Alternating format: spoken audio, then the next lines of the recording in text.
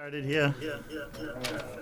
Oh, you got the echo. Signed it with his left hand, though. I don't know if it's We good, David? Good luck. Thank you.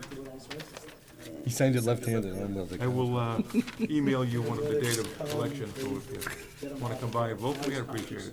All right, good evening, ladies and gentlemen.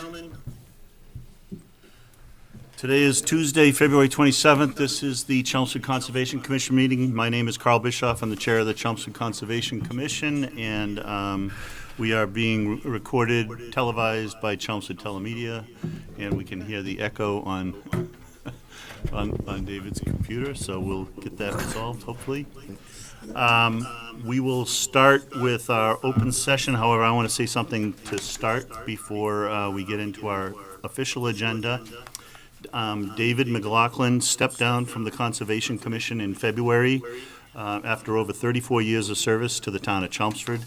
The commission is very grateful to Dave for his commitment to protecting our natural resources, including our water supply, wetlands, natural habitats, and open spaces for recreation. Dave was especially committed to protecting the habitats of turtles, as we all know, and other amphibious creatures. His wise guidance, his deep knowledge, and independent viewpoint will be sorely missed. We thank Dave for his service to the commission and to the community. So we have an opening on the commission. If anyone is interested in joining, you can send an application to the town manager.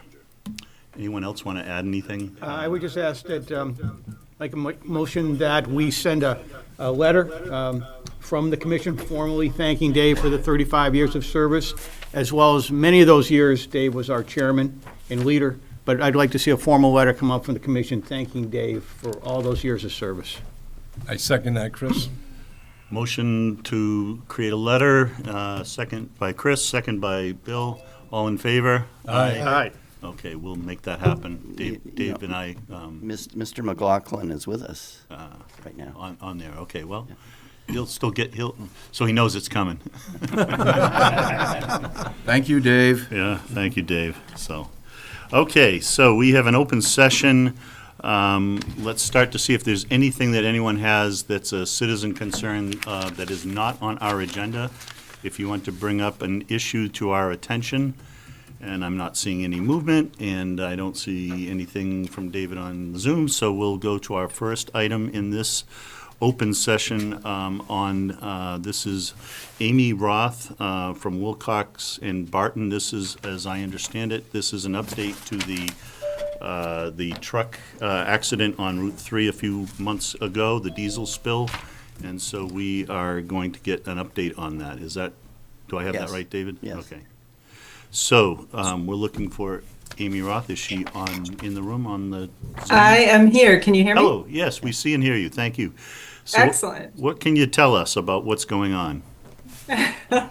Well, if it's okay with you, I'll do just a really quick recap in case there's anyone that doesn't know what this is. I'm sure everybody's familiar, but I'm going to share a screen. And on November 15th, there was a tanker truck rollover, 9,300 gallons of gasoline, 1,500 gallons of diesel fuel on Route 3, generally in this area. Can you see my screen okay? Yes. Yes. Excellent. Okay. The firefighting activities associated with that event included the use of AFFF firefighting foam that does contain PFAS. So our contaminants of concern for the area are gasoline, diesel fuel, and PFAS. And the release impacted directly the roadway and the median in this area, and then flowed into detention basins on either side of the highway, which are actually connected through a flowing wetland stream that connects under the highway and then flows through the Billerica State Forest. That waterway, I can kind of switch views to this view. This is where I just have been focused, where those retention basins are. This is the flowing waterway, and it makes its way first east and then north into these back neighborhoods of Billerica, eventually making its way, we believe, up to Chelmsford, up into the Middlesex Canal area. And so in our assessment of the area, we're working in the immediate vicinity of the spill, but also within the wetlands and following that flowing stream as it travels to try to get a handle on what level of contamination might have left the immediate area, and setting up a basis for monitoring that over time. So we've done a number of different sampling events out there, but I'm going to focus quickly on surface water. This is the same area, just to orient you. There's the detention basin along the highway, detention basins. This is the flowing stream, goes across Chelmsford Road and up into the Middlesex Canal area. So we reached out to David Kuntz to get permission to kind of scout this area preliminarily, take a look around and grab a surface water sample. We've also grabbed some surface water samples in the surrounding area. So right now, the PFAS concentrations that we're seeing up in this area are very consistent with background for the area. We know PFAS is detected consistently in groundwater between 10 and 20 parts per trillion. And those are the concentrations we're seeing. And we're not seeing fuel-related compounds in those areas. Once we start to get back closer toward the release, we're starting to pick up indications of contamination from the spill. So our request was to have access to this area for surface water sampling as needed. And we did identify a monitoring well, an existing monitoring well, kind of off, this is the on-ramp at Chelmsford Road to Route 3. That monitoring well exists somewhere back in this area, and we'd like to have your permission to collect groundwater samples from that well. Ultimately, Chelmsford has 2 drinking water intakes. The Chelmsford Water District has intakes generally here. East Chelmsford, those are kind of off the view here. Those intakes are groundwater, not surface water. So getting a groundwater monitoring point in this area would be helpful for making sure that the source of drinking water is not being directly impacted by this release. So we provided a standard access agreement that we use and are asking for your permission to consider that. And, you're welcome to review it, give comment, and I'm happy to take any questions. I know this is really quick. I'm sure you have a full agenda for the night. Yep, understood. Thank you for the overview and for the background. David, do you have anything you want to add? No, not really. I recommend that the commission authorize you to sign the access agreement.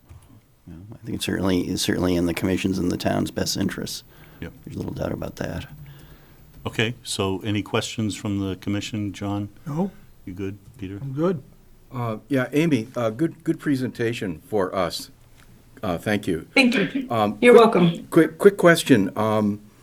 Is your model of the release that some of this fuel oil went into the surface water and then kind of either went into the ground or just went downstream?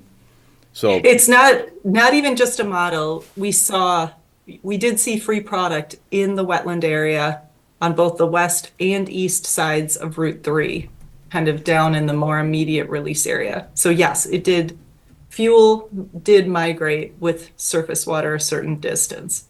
and then the thought is that I'm gathering it dissipated as it got further and further towards Chelmsford. The blessing and curse of gasoline is it's very, very volatile, right? So at the time of the release, it's very dangerous. It doesn't tend to persist in the environment, especially at the surface, for a long period of time. So you're correct. We are not seeing fuel concentrations as we get into the Chelmsford area. Yeah, good. And then just quickly, Dave Coons, maybe I guess I should know this. Has Amy and her team been coordinating with the water districts? I Yes, we believe have. so. Yeah, so Yes. really what we're interested in here is just the access agreement is the Yeah, main focus tonight. And, Thank you. and Wilcox and Barton have also kept me, informed. Great, per thank my you. request. So. Thanks. Yep. Billerica Water, Chelmsford Water, both East and Main District, and then the Conservation Commission as needed in both areas are kept up to speed. Good to hear. Thank you. Bill? Under the power lines, you have some dumps containers and equipment for the spill, how long are those going to be there, and what's the status of those right now? Yep, that's a good question. So that was the staging area designated for us by DOT the night of the release. We originally had 7 frac tanks, the very large 21,000 gallon tanks full of water. And then we have a number of roll-off cans there with soil and absorbents in them. The water has now all been removed from the site. And the cans, I'm going to maintain 1 frac tank on site just in case it's needed for an emergency, but it's empty and clean. So the water is all gone from that area. We still have the roll-off cans of soil and absorbents. We're still adding absorbents. So as we maintain, we have boom throughout the Billerica State Forest across the waterways. As we maintain it, we pull out any boom that's spent or soiled and store that in the roll-off can. So we're going through the process of getting approval for that soil disposal now. We do need some warm days to help us out. That soil's kind of frozen bricks inside those cans at the moment. All those cans are tarped also, just so you know. So we need the final approval from the facility in Pennsylvania that we're hoping will accept it. And then we need some warm days to loosen it up so that we can transfer it into the containers that it'll actually travel in. So when do you think that site will be cleaned up? The staging area, when Yeah. do I think the roll-off cans will be Yes. out of there? I'm guessing within 4 to 6 weeks. All right, thank you. Okay, Mark? Yeah, were there any, in Billerica or Chelmsford or East Chelmsford, anything in the wells that elevated in PFAS or fuel? Did it show up in the testing? So the only well that we are seeing significant contamination in associated with our spill is a monitoring well installed within the median of the highway. So we have a line of 5 wells through the median, and then we have a couple wells on the west side of the highway, 1 historical well on the east side of the highway. The east side groundwater flow is generally easterly here, and we do not see any evidence of fuel in that easterly monitoring well. Or elevated PFAS? Nothing? Nope, the PFAS was consistent with the area, with the background of the area. Mark, did you mean the drinking water wells? Yeah, or the drinking water monitoring wells. I'm- Oh, I'm Yeah, talking thank about you. monitoring wells. You're No, talking about yeah. different things, I think. Drinking yeah. water wells. So there aren't drinking water wells in the immediate area. There's a drinking water well a little bit south of the sort of study area. So if we start to see contamination moving east with groundwater, we will expand out and start looking at drinking water wells. But right now, we're not seeing migration right out of that immediate release area. Okay. And we've identified the drinking water wells in the area, both in Chelmsford and Billerica. And there's a fairly limited number of private drinking water wells there. Was Massport the first ones on site to do the fire, put out the fire?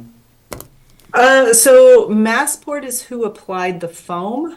I don't know that they were the first ones on site. I'm guessing Chelmsford and Billerica Fire. I'm beat just them. curious why they use the foam with the PFAS and what nobody else does. I don't understand why that happened. Yep. Yeah, that's a real challenge. It wouldn't have been our choice to use PFAS-containing foam, but we're also not first responders. We're not incident command. No, I get it, yeah. I'm good. Thanks. Chris? I certainly support an access agreement to further protect the groundwater and to further protect any drinking water. So I support this. Okay, so the only question I had is the water sampling. I presume you're going to be testing for both petroleum and the PFAS? Yes. Okay, then that's fine, okay. So I guess I'll take a motion to approve the authorization for the access, or the access agreements for water sampling on the parcels listed on our agenda. Let's put it that way. So moved. Moved by Chris. Second. Second by Mark. Any further discussion? All in favor? Aye. Aye. Okay, motion passes. Look forward to seeing the report. All right, Thank you very much. thank you Good very night much. now. Okay, next on our agenda, we have a request to tap maple trees on the Wright Reservation And Mr. Mike Raisbeck is here to give us an overview. As I know from going out there this afternoon, they are already being tapped because we gave a preliminary approval, but this is the formal approval because it's the season and we want to make sure that you had a chance to get it going, but let's go through the process anyway. Yeah, and I very much appreciate that. It did allow us to catch a rather nice sap flow that started the other day. We're Bits and Piece Farm, very small. I have another roughly 80 trees, 78 trees, 78 taps, and the request here is to allow us to do some tapping, largely experimental this year, using buckets. We're not using tubing this year, just buckets. And Hold on, Dave McLaughlin, Dave, you need to go on mute. Sorry about that. Yeah, that's okay. yeah, it happens all the time. Every Zoom meeting happens at least once. I've been down there. The request you saw a couple of weeks ago, and I've handed copies out.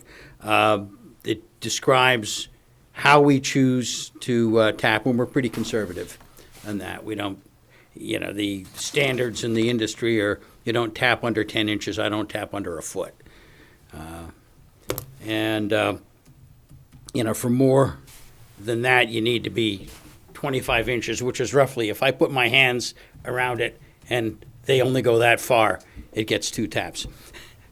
The approximate number of taps would be about 25. Actually, at this point, we have 10 in. We may go with that for the year just to see how the flow is. But judging from what I saw today and what you saw today, the sap flow is pretty substantial.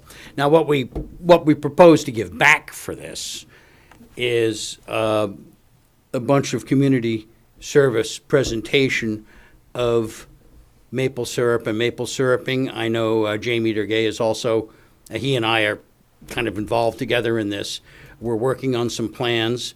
We would love to have something this year. Certainly by next year we'll be able to do a regular, a day maybe at Sunny Meadow with an evaporator, with maple syrup, with the equipment to show people how it works. He certainly does shows at his sugar house. My sugar house is just an evaporator sitting in the middle of the yard, so it's not nearly as pretty. But I help him when I can, and that's our plan jointly to give back to the town. So if I could have a formal permission from you, I would very much appreciate it. We'll get through this year. We'll see what our results are, and then probably come back next year and talk some more details. Okay, all right. So any questions from the commission? I'm good with it. Yeah. No, just a comment. I think, Mike, you had submitted to the commission a while back, kind of a little procedure, Yep. if you will. And I assume that, I don't know if we have a formal document, but that's what you'll be following. Yeah. right? Yeah.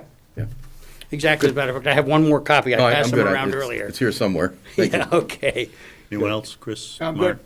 No, I think it's great. Sure, it's done responsibly, absolutely. Yeah, Yep. yeah, it looks good, and they're flowing. Yeah, they're flowing. So I'm just curious, you get those buckets, they're filling up, how are you getting them out? That's the biggest problem with that site. I have a fella that helps me, just graduated, Okay. got the degree out of UMass, but looking for a job, at least for a couple of weeks. He'll give me a hand. We're going to have to trudge it out by foot. Okay. It's not that far, but it's, Well, But it's not I simple. tell you, a 5-gallon bucket of stuff. You can carry a 3-gallon bucket yep. in that All distance. Try 5 gallons, and old guys like me get pretty sore pretty right. fast. I'm with you. Okay, You gotta carry 2. yeah. Do the I'll math. I'll take a motion to approve the operation for tapping maple trees at the Wright Reservation. Carl, I make a motion that we approve the request to tap maple trees on Wright Reservation by Mr. Mike Raisback. I'd ask that indicate that this be good for 1 year, and Yeah. at the end of next year, you can come back, report in, and then, Yeah. have the opportunity to have it renewed. Yep, I agree with Second. that. Yeah, second from Mark, and all in favor? All right. Aye. Very much appreciate it, guys. Thank Thanks, you. Mike. Look forward to seeing you out there. Thanks. Thanks for that. Okay, next up on the agenda here is the report from our liaison from the planning board, Mr. Chris Lavalley, live and in living color. Yes. So a couple quick updates. The first one is the public hearing will be opened this week for the MBTA zoning. So if you guys want to follow that, we'll be starting our public hearing on that. The two hearings that we'll be hearing this week are going to be Billerica Road and also Brick Kiln Road. Hildreth and the car wash at Chelmsford Street are going to be continued to next meeting in March. So we'll be talking probably about the revised site plans on Brick Kiln, and then probably the update from the subcommittee on 270. So that's what we've got on tap for this week. Okay, and I think you saw my Oh, yeah, note that's to, on the agenda for this week, too. Deirdre, about getting a representative from your planning board for the open space and rec plan, so. My guess is that it will be me. But You drew the short straw? No. Okay. Okay, great. Any questions for Chris or anything? Oh, I'm good. Okay. all right, Thanks, Chris. Appreciate the update. Okay, let's shift into the regulatory section of our meeting here. The first up is the 191 Chelmsford Street, which was continued from January 23rd. Are we having any discussion on this, David? It's up to you, Casey. Did you want Okay. Okay. Request to continue, just like the planning board. to? Yeah, I mean, I can just give a quick update from the commission's perspective. That the wetland peer review, or peer review of the wetland delineation is in progress. I mean, it's there's like 14 flags that need to be checked, so that won't take long. And I gather that DPW has completed its review of stormwater. Okay. So, I'm thinking the hearing, barring something unforeseen, probably be closed, next meeting. Okay. Okay. Is the DPW stormwater review on one of our websites, planning board, or did you send that out and I missed it? I haven't received it yet. Maybe Casey, if you could send me their letter, actually be quicker if you did it, if I asked them to do it. They sent it to planning board last 2 weeks ago. So Okay. Thank Okay, you. well, it may be on there, it may be on the planning board agenda, so forgive me if it's there already. Okay. Yeah, thanks. Anything else on that update? So I'll take a motion to continue this hearing, this is 191, I'm moving ahead. 191 Chelmsford Street, the next meeting, which is March 12th. March 12th. So moved to continue to March 12th, our next scheduled meeting. Moved by Chris, second by Peter. All in favor? Aye. Aye. Motion passes, so we'll get that meeting, get that on the agenda for the next meeting. Next up, 93 Brick Kiln Road. This has been continued from January 23rd also. And we are going to talk about this. Where are we? Do you want to give us an update or? Well, maybe Brian, if you could do that. This letter that it's up on the screen, summarizes it. But maybe Brian, if you could just. Sure. So for the record, Brian Goodrow with Hancock Associates. On Zoom, is Rich Kirby or Dan Wells on? I think they both are, actually. Rich and Dan. Okay, so maybe Rich might be better suited for this summary. I'm happy to answer questions, though. Brian, I was hoping that you would be able to overview, but my understanding is that you had submitted revised plans based on the planning board I review. apologize. I mean, Yes. you signed the letter, we had- Brian. So I apologize. Yes. So we had a handful of plan changes associated with the planning board, and they primarily revolved around snow storage. So 2 weeks ago, tomorrow, we kind of went into depth about where snow storage areas were and where snow melt went, essentially. And what we had done is we identified, I believe, all of the areas were addressed except for a clarification towards the front of the site where we showed a little bit more micro topography to really give guidance to the contractor to grade the landscape areas to be able to capture that snow melt within our underground infiltration system. And then on the phase 2 build out, the parking lot in the back, we had talked about where we had shown snow storage just outside of the parking area. The planning board essentially gave us permission to utilize the pavement itself, an area of about 10 spaces to be able to store snow during the winter. So in lieu of storing snow kind of towards the turtle management area, it's now on pavement. And then there was a request for additional signage, just indicating no snow storage in there. And then also guardrail was added on that back portion just outside of that chain link fence. So basically from the edge of the parking lot, there's now a guardrail, and then it's a chain link fence followed by the turtle habitat area. The other change was not plan related. It had to do with the long-term O&M.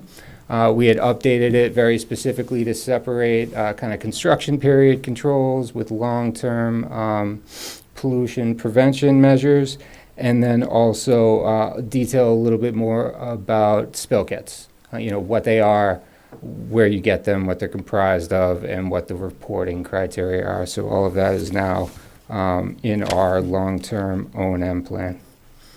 And we also agreed to prohibit the washing of vehicles on site. So tractors, trucks, containers, anything like that, nothing's going to be washed on site. And Okay. I don't have any questions Nope. on, Any further questions?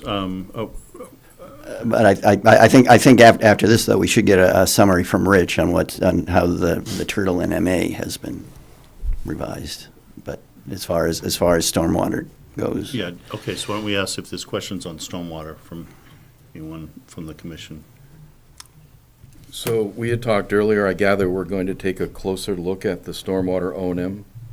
Well, I think my recommendation is that I don't see the need for any more changes to plans, but I think my recommendation is to keep the hearing open one more time so that members can submit special conditions, that they'd like to see. I think in particular you had mentioned some ideas you had about revising the O&M plan. That's good, thank you. Which can go in, which, again, the O&M plan, I don't think we need to keep the hearing open, but there may very well be a condition in there to submit a revised O&M plan.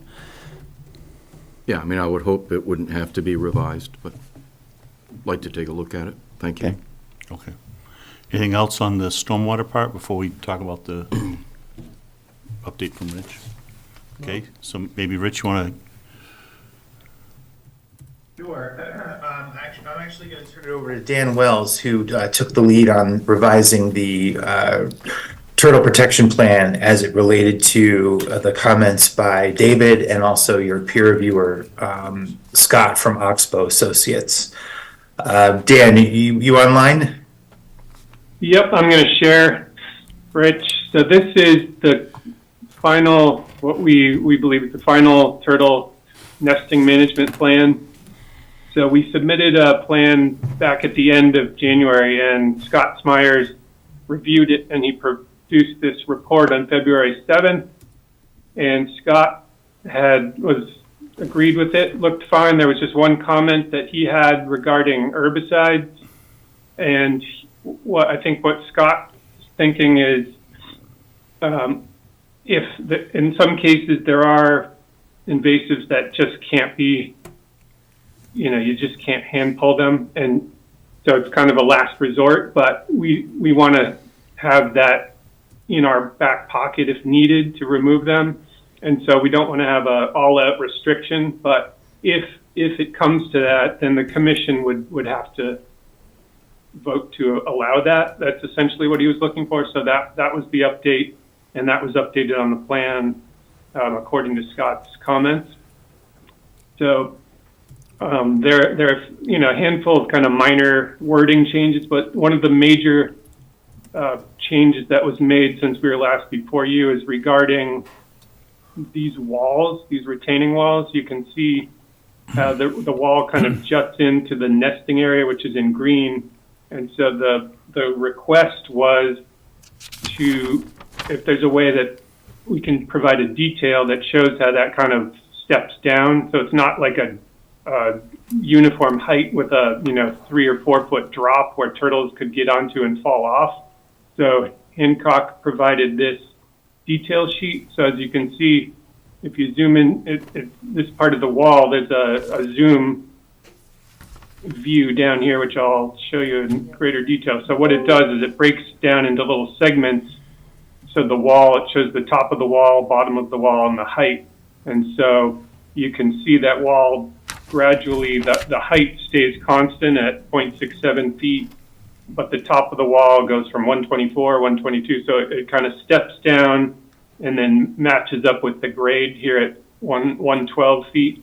So that, we think that solves that issue of there's no concern of turtles kind of walking up here and falling. I think, Dan, as well, the chain link fence is extending above, right? Wasn't that added in, I thought? That the chain link... So there's a detail on the first sheet as well. So there's a mesh hardware cloth, the 1/2 inch size that's going to run along the top of the wall. Is that what you're talking about in that? I thought that where could you maybe go over a little bit more to the right, Dan? I thought that where the wall, each place where the wall was stepping down, the chain link, we talked about extending, putting the chain link fence like another couple feet above that, just to be extra sure. I thought we had talked about that. Yes. So if you look at the wall, there's a fence symbol directly kind of adjacent to it, and that extends to the end of the wall. So because of the height of the wall, we're required to have fall protection on it, kind of regardless. So we're just extending the chain link fence that we had previously. Do you have a side view of that? I don't know if we do. Okay. It would just be plan view. But is it in the notes somewhere?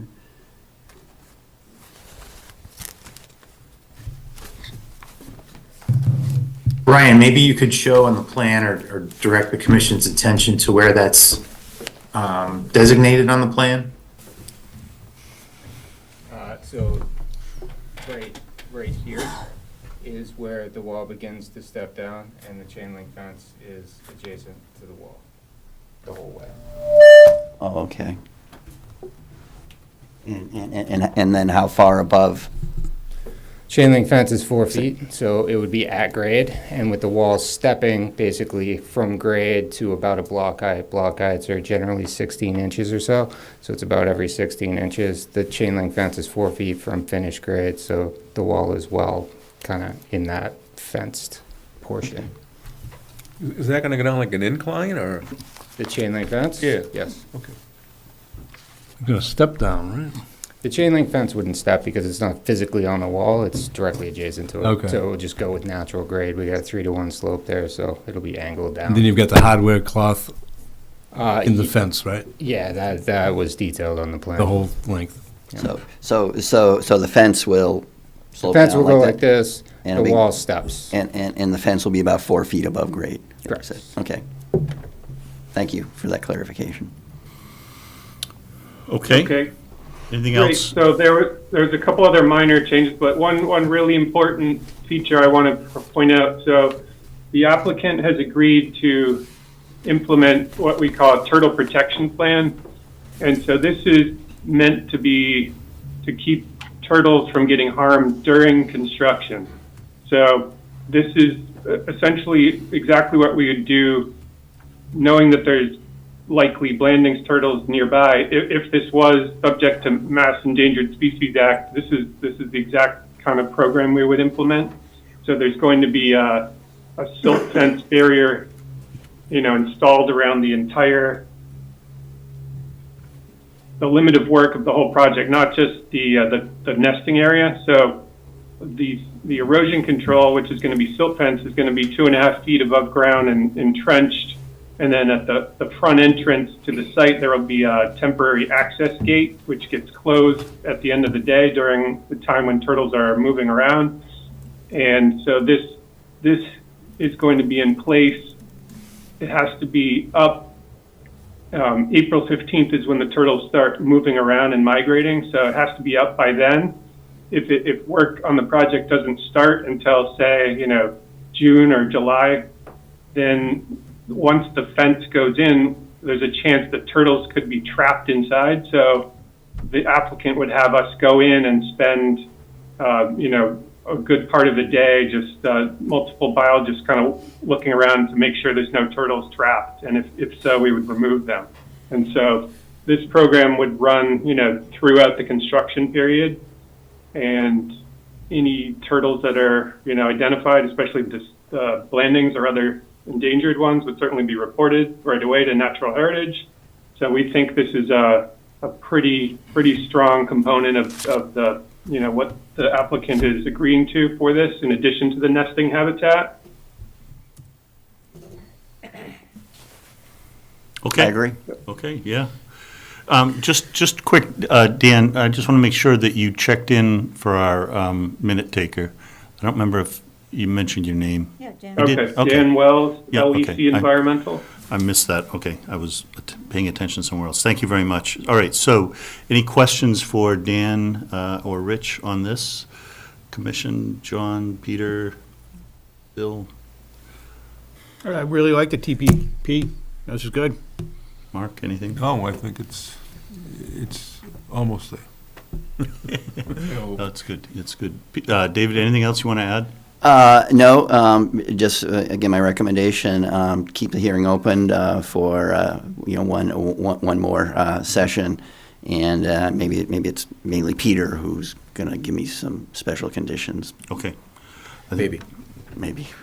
So do we anticipate closing at the next meeting? Yeah, barring something totally unforeseen. Is there anything at planning board that we're anticipating might change any of our things? Not that I'm aware of. I think we've largely been through it, and then we discussed the adjustments that were made to the plan. Okay. I wouldn't anticipate much more. Yeah, I guess that would be a question to Rich and Brian, if there's anything that you see at your planning board meeting that would, okay, I'm seeing shakes. Okay. So I think that makes sense. First of all, I just want to say, John? I got one question. Yeah. Which one are we going to build? Well, Which plan are we approving? the full build-up. Full build-up? Yes. That's all? Yes. That's all I, Yep. it's not, It may never be built, but it'll be it might never be approved. built, but Yep. Yes. Yep. Okay. That's what we're approving. that was my question from day one. Yep. Okay. Yeah, Bill? Yeah, I just want to say I appreciate all your efforts in the design and of the turtle nesting area. I think you took a lot of comments that Miss Luna had. She put a lot of work into this, and I think I appreciate what you've done and the effort you put into that. So I think it's going to be a good project, because that site is pretty much water on three sides, or wetlands on three sides. So I think we're getting the best bang for our buck, and you've stepped up and did what you needed to do that. Took the words out of my mouth. Yeah. One question, I guess if I'm going to look at this again, I can look at this later, but did the snow storage end up where we thought it would? Did anyone? Well, it went through several iterations for it to end up where you're seeing it now. Okay. Which I certainly a significant part of it was to mitigate potential impacts to the turtle nesting management area, for which I'm grateful to the planning board for, because they really were responsible for that. So This is the first plan I've seen with snow storage. This is the first time I've seen snow storage On this a project. plan. On this project. On this Yeah, project, okay. Oh. is tonight. Oh, I thought it Up was. there, that's the first. Thought it had I been. thought it it was should be shown on one some of the- earlier. Okay. All right, so I know that we're not going to close the hearing, but I still think it's an opportunity for the public, if there's anyone from the public that wants to speak tonight. We'll give you that opportunity here. I am not seeing nothing on the Zoom, nobody in the room, Mr. Chair, so. I would then move that we continue this hearing to March 12th. Hopefully, on March 12th, we'll be able to close everything up and take some action. I think that's a good motion. Motion from Chris to, from Chris to continue the hearing. Second Second. from Bill Vines. All in favor? Aye. Aye. It's unanimous. So, again, thank you all for your diligence on this and appreciate the work. And we will see you. Thanks, everyone. Have a in good the night. next meeting. Okay. Next up on our agenda, this is 10 Hildreth Street. Do we have anyone from Hildreth Street? You look familiar. I do. For the record, Brian Goodrow with Hancock Associates, along with Dave Cowell. With Hancock, he's our senior wetland scientist on behalf of Property Possible. So I just want to take a second and say thank you very much for your patience. I know we haven't been before you for a little while, so we do appreciate that. There's been a lot of discussion and back and forth and quite a number of permits that were required on this project. So as things have been up in the air, we're here now with hopefully an update. So this afternoon, we had sent an exhibit plan to David. My hope was that we could get fully revised plans and calculations to the commission for this evening, but unfortunately, we ran out of time, but we still wanted to kind of present a new modified plan of the subdivision. So if you recall, originally this is a 6-lot subdivision. We're in an RC district, so each lot had a duplex on it, so a total of 12 units, 6 lots, two units per lot. Originally, the 6 lots were kind of laid out similar to what you're seeing on the screen. The modified plan is now 5 lots. So we have reduced the 6 down to 5, and we've done that by eliminating proposed development in the kind of southeast corner. The southeast corner, if you recall, contained riverfront, BVW, land subject to flooding, basically is the kind of area of the most jurisdictional, right? The most resource area on the site. And we reduced down to 5, taking into consideration planning board comments and citizen comments, as well as natural heritage. So as a part of what you're seeing with the elimination of one of the lots, and then what that allowed us to do is really pull our limit of work back towards where the road is. So previously, we did not have a cul-de-sac. Part of the direction that we've been given or indicated was that the town wanted to see more of a conventional subdivision road. So we had a hammerhead turnaround in lieu of a cul-de-sac. And previously, the hammerhead turnaround had a driveway heading kind of to that southeast corner where we eliminated the lot. With the elimination of that lot and the driveway, we now have to have a way for fire apparatus to get around.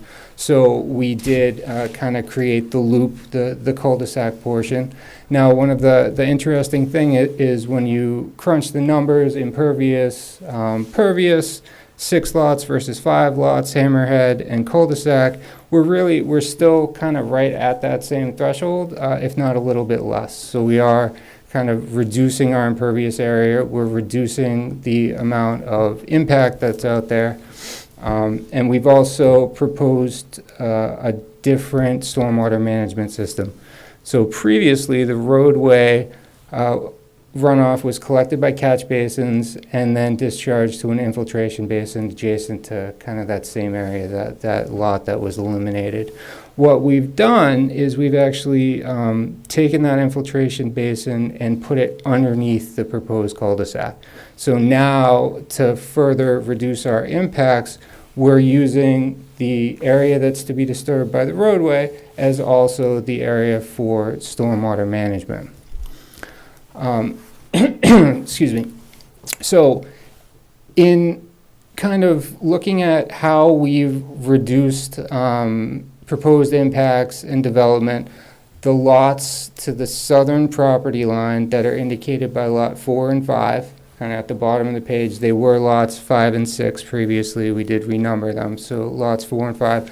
Those are the two lots that now fall within jurisdictional areas. So again, no bordering land subject to flooding impact. If you recall, we had a kind of a large compensatory storage area underneath the National Grid easement that's gone. The impacts to the buffer zone on that southeastern portion are gone, and now the only areas on the site within buffer that we're impacting are lots 5 and 4. Those houses are situated to respect the local setbacks, so we're respecting the 50-foot no build, the 30-foot no impervious, and the 25-foot no disturb. They do fall onto the property just slightly, but we're also respecting those. So we've limited grading and yard behind these units to generally 30 feet to that 30-foot buffer. In terms of other changes, we're now proposing a sidewalk on the roadway, and also I don't know if it's shown on this plan, but we're going to be demarcating that area where we're no longer doing work. So kind of the southeastern portion is going to have a split rail fence towards around the cul-de-sac.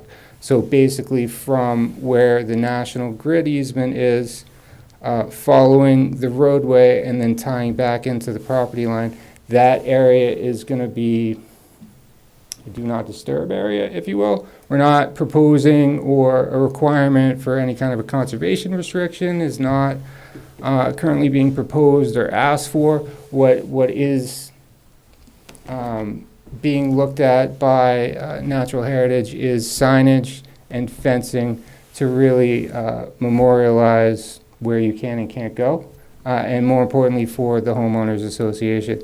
This is still intended to be a private road, so the association is going to take care of roadway maintenance, plowing in the winter, mowing in the summer, and signage on the split rail fence is essentially going to mirror the restricted language. There's a resource area beyond here, no dumping of leaves, no dumping of grass clippings or snow. Those are kind of the big level changes. Dave, is there anything you want to dive into at this point? No, but I am here tonight prepared to talk about our coordination with Natural Heritage and how we've progressed in terms of turtle protection on the site. To elaborate, I guess, upon what Brian's talked about at a high level here. So our anticipation is for the next meeting, we should be issuing full plans and calculations. We'll issue it to the commission, obviously, and then the other boards to be reviewed by DPW. I'm hopeful that they'll have a chance to kind of look at that and be able to comment. Otherwise, we're here to answer questions on any of the process that we've gone through to date.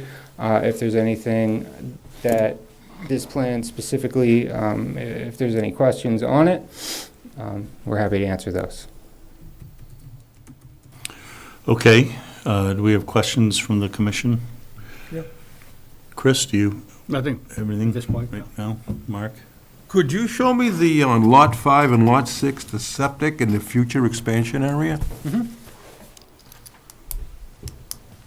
So we're talking about what was Lot 6, so Lot 5 now. I'm sorry, that's right, It's yes. the same thing. Yeah. Yeah. So Lot 5's what formerly known as Lot 6. This is actually, there is no septic system. So the existing house is on sewer right now, and we've talked to DPW. And because these are 3-bedroom duplexes, this one specific building can be serviced with the existing connection because it's only a 330 gallon per day increase over what is already out there today. So there is no septic system on Lot 5, Lot 6. Now, on lot 4, there is, and that septic system is located in the front yard, and the reserve area is going to be located between the active trenches. So when you design a septic system with a conventional trench system, you have an active trench, and then you have a reserve area, and then you have another active trench. So the rectangle that's indicated on the plan is sized for 660 gallons per day, and it's both the active and the reserve system. Okay, one other question was, are you very close to Zone 2 of the well that's down Turnpike Road? Are we very close to the well? We are, 1,500 feet away, Oh, you are? 1,000 feet away? I don't know the exact distance on it, but it's not like on-site or directly off-site. Okay. The other one was the groundwater management in the cul-de-sac I can't see, I don't know anything about it because I can't see what it is. Is there an extensive M&O plan with that? There will be. So it's made up of storm tack chambers. They're the plastic arches. So basically it's crushed stone, it's void space created by those storm tack chambers. And then for treatment, there's two different kind of practices.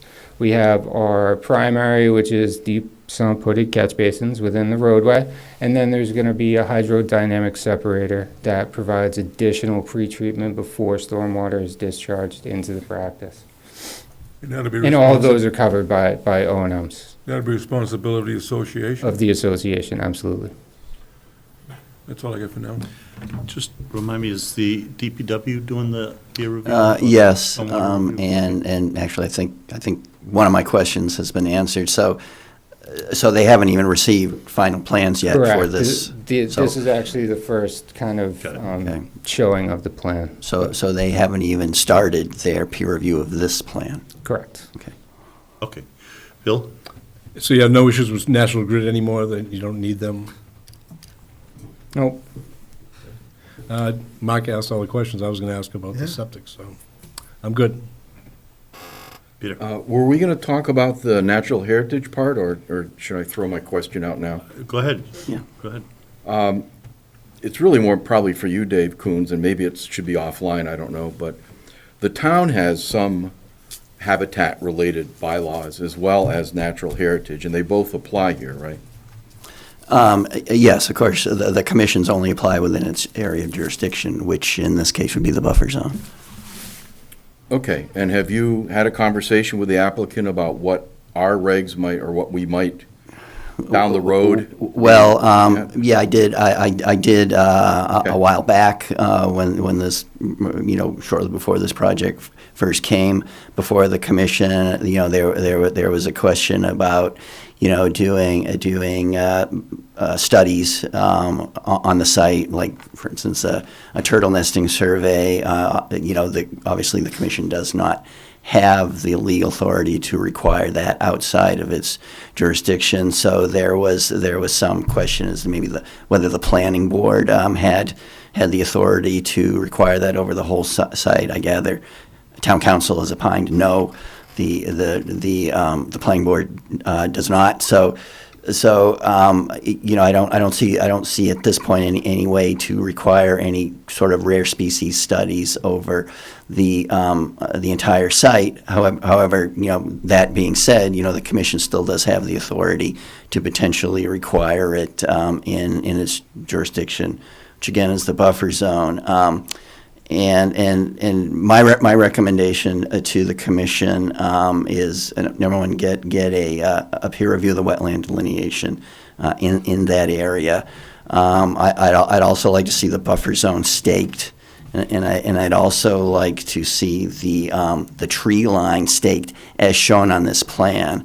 I've had occasion to be out on the site a couple of times, at least in the past few months, and I still have some questions about whether the tree line as shown on the plan is an accurate reflection of what's actually out on site. But I think in a larger sense, be able to get once that's done, I think we can get a better idea of, the existing conditions in the buffer zone, and whether then at that point it makes sense for the commission to require some additional, review and study of, say the wildlife habitat characteristics of the buffer zone. I'd also like to, and I've gotten permission from the property owner to check whether that there's a vernal pool or vernal pools in that wetland that's just south of the property line, because that could be a significant wildlife habitat protection issue as well, if there are vernal pools in there. All right, and just the reason I ask is I realize the relationship between us and natural heritage, and this is primarily natural heritage bailiwick, but I'm struck by the fact that this property unfortunately is appearing on, the state's new biomap and the Sudbury Valley Trustees map of critical habitat in this watershed, and, there may not be any action for us to take, but it's just something to think about. So, thank you. Well, the way the process with natural heritage works is that, at some point we will get a letter from natural heritage. So Can I, you want to take it, Brian? just one. So we do have communication with natural heritage, and I believe Lauren kind of said that we could share it with the commission, so we'll be happy to do that. It's not an official letter, but it gives you kind of a little bit of background on the conversations and the work that we've done with natural heritage, and she did opine that this project would not result in a take based on current configuration. If you could share that with us, that would be great. Mm-hmm. Thank you. The letter says it does not constitute a take? With I couldn't The hear. redesign that we've done here, can I take the podium for a second, Absolutely. Brian? Get out of here. All right. So I just want to back up a little bit. Can you and- just state your name again? Oh, David Cowell, I'm a senior ecologist with Hancock Associates. So following the first hearing, it was obvious that one of the greatest site constraints of concern to the Conservation Commission and of concern to the members of the public was rare species habitat, in this case for wood turtles and planting turtles. One of the reasons, again, is Brian implied that it's taken us so long to get back in front of you, was that we do need to permit through Natural Heritage, who is the regulatory authority in execution of the Massachusetts Endangered Species Act, which protects the turtles. We did not want to return to you before we had reassurances from Natural Heritage that we weren't going to go under, that there obviously is plan designs changes since then, and until we had a new plan or a revised plan based on that correspondence, that was the long lead time. Some of the merits of what we had done here, I did want to point out that in the process we did conduct a formal wildlife habitat evaluation of turtle habitats on site. We submitted to Natural Heritage. David, I believe we sent a copy of you. This is actual land use analysis of turtles have different habitat requirements for nesting habitat, overwintering hibernacula, for foraging food habitats, based on different habitat criterion. So I went out there and I actually mapped the site based on the different habitat criterions of the species. The primary habitat out here is nesting habitat. Turtles nest in loose, friable, sandy soil substrates, which it's actually quite abundant on this site. I didn't ask tonight, David, for you to be prepared to show that plan, but if you would disseminate that, you guys can see that we did a quantitative analysis that we worked with on Natural Heritage about our surface area impacts within prime and moderate to low habitat quality. So in the revisions that we did here, that primarily resulted in the loss of the 6th lot. The 6th lot had jettisoned off of the peninsula. If you guys are, between now and the next hearing, able to look at our wildlife habitat evaluation, you can see that there is prime sandy soil substrates. This is loosely coincident to an area that there was an old horse corral and sandy substrates there. So by not only taking that house off, but previously we had a surface stormwater detention basin in that location as well. That detention basin has been revised to be subsurface infiltration in the cul-de-sac, so we've also reduced our impact in prime turtle nesting habitat in that regard as well, and pushed all of the development now with the reduced 5-lot division to be really centered over areas that were subject to prior development, that substandard habitat for turtles overlying what had previously been there. The removal of Lot 6 and the detention basin also took us out of a lot of the direct wetland impact that we had here that reduced us to a buffer zone only project. That area was bordering land subject to flooding. Because it was bordering land subject to flooding, we had previously shown grading within the utility right-of-way to create compensatory flood storage area in accordance with the regulations on BLSF, bordering land subject to flooding. By putting that subsurface and removing a lot, we now don't require that land alteration as well, which again is very suitable turtle nesting habitat. So it did result in what we believe to be a major reduction. At that point, in our coordination with Natural Heritage, they had come to agreement with us, at least preliminary, via email without formal statement, that with certain conditions, they believe that we're now at a permittable project that would result in a no-take determination. In the Wetlands Protection Act, wildlife regulations, I think it's 310 CMR, it's either 1059 or 1060. It states that in protection of rare species habitat, if Natural Heritage makes a determination or finding of no take, then it's presumed that that habitat is sufficiently protected under the Wetlands Protection Act as well. We did talk about conditions as well, not only in the reduction of surface area. We talked about this will need a turtle protection plan, as my former colleagues, Dan Wells and Rich Kirby of LEC, were talking about on their project. Those are best management practices in construction to prevent turtles from entering the turtle habitat. It's monitored by a turtle biologist. As Brian implied, it is going to require signage and fencing to demarcate where the limits of development are to prevent encroachment into these turtle area habitats.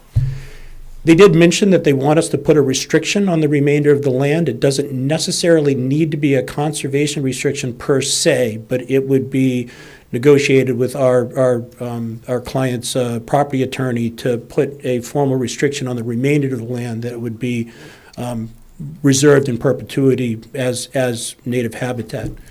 There will be restrictions for land use maintenance that would be put in the operations and maintenance plan for the I guess it's a homeowners association or the community thing, prohibiting any landscaping, any alteration, or it will be in their operations and management that they can't encroach into these areas.